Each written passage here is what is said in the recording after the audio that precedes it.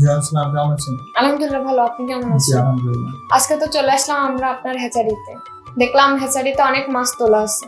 তো এখানে আপনার সিজনের শেষ সময়ে ক্যাটফিশ জাতীয় কি কি মাছ আছে?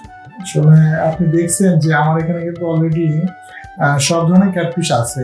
আর আমরা এখন আসলে নোনা ট্যাংরা নিয়ে কাজ করতেছি এবং এর পাশাপাশি হচ্ছে কই মাছ, শিং মাছ, দেশি মাগুর, গুলশা, তারপর বাইন মাছ, এই ধরনের মাছ নিয়ে কাজ করছি। যেহেতু আসলে সিজনের কিন্তু শেষ মৌসুমে আমরা চলে আসছি, এখন যারা মাছ নেবে তারা কিন্তু মূলত স্টক করবে। আপনারা জানেন দীর্ঘদিন ধরে কিন্তু আমরা আসলে এই মাছগুলা ডেলিভারি করে আসছি এবং এই মাছটা হচ্ছে মূলত এখন আমরা রাখছি সেই কারণে যারা রাখি করে, যে এটা এখন হচ্ছে মাছ নিয়ে রাখবে আগামী সিজনের প্রথমের দিকে কিন্তু মূলত এই মাছগুলা ডেলিভারি হবে। অনেকে আছে না যে এখন মাছ রাখতেছে সিজনে, যে গরমের 1 মাস পাচ্ছে, 1 মাসের ভিতরে কিন্তু এই মাছগুলা বাজারজাতের জন্য রেডি হয়ে যাবে। তো মূলত এরকম অনেক কাস্টমারই আমাদের কাছে আছে, তারা আমাদের কাছে এখন থেকে মাছ নেওয়া শুরু করবে এবং এই মাছগুলা আমরা পুরো অফ সিজন ধরে কিন্তু ডেলিভারি করবো। ভাইয়া, এই যে মাছগুলো আপনি কত পার্সেন্ট গ্যারান্টি দিয়ে চাষিদেরকে দিতে পারবেন? আচ্ছা, মূল বিষয় হচ্ছে আমি যেহেতু মাছ দিব, তো এখানে আপনি 100% আমার কাছ থেকে গ্যারান্টি পাবেন। কারণ আমার মূল টার্গেট হচ্ছে আমার চাষি যদি বেঁচে থাকে আমি বেঁচে থাকবো, আমার চাষি যদি মারা যায় আমি কার কাছে মাছ বিক্রি করবো, তাই না? তো চাষি কিভাবে ডেভেলপ করবে এটা কিন্তু আমাদের মাথায় থাকতে হবে। কারণ একটা চাষিকে যদি আমি ভালোভাবে প্রোভাইড করে তাকে আর্ন করাইতে পারি, এখান থেকে কিন্তু আমি ভালো কিছু করতে পারবো। একটা চাষি আমার কাছে মাছ নিয়ে সেই চাষি কিন্তু আপনার ক্ষতিগ্রস্ত হলে কিন্তু সেই চাষি আমার কাছে কখনো আসবে না।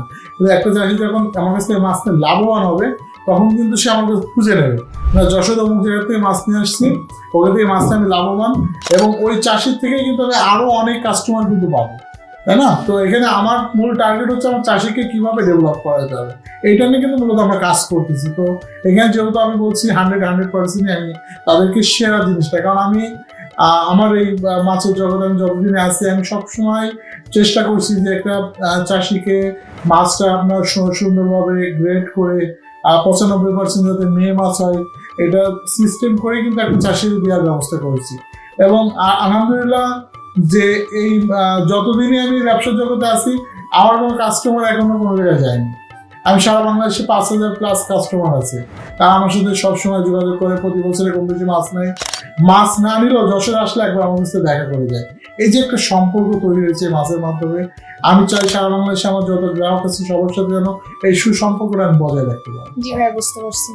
আচ্ছা ভাই, আমরা এখন যে মাছগুলো দেখতে পারলাম ওইগুলো আপনি পিস হিসেবে বিক্রি করবেন নাকি কেজি হিসেবে? আমরা এগুলো আসলে পিস হিসেবে মূলত বিক্রি হয় মাছগুলো, তো অনেকে আছে কেজি হিসেবে। বিষয়টা হচ্ছে আমরা 1 কেজি মাছ মাপলাম, 1 কেজি মাছের আপনার 1000 মাছ হয়, 1 কেজি মাছের দাম হচ্ছে এটা, 1000 মাছ তোমার একই।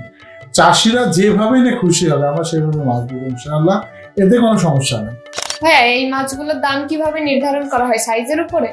আসলে এগুলো হচ্ছে মূলত এক একটা সাইজের উপরে ডিপেন্ড করে। যেমন আমাদের যশোরের ভাষা যে কেজিতে কত ভাঙছে বা কেজিতে কয় পিস হচ্ছে এরপরে ডিপেন্ড করে। অনেকে বলে ইঞ্চির হিসেবে, 1 ইঞ্চি কত দাম, 2 ইঞ্চি কত দাম, এটা মূলত গ্রেডের পরে ডিপেন্ড করে সবকিছু।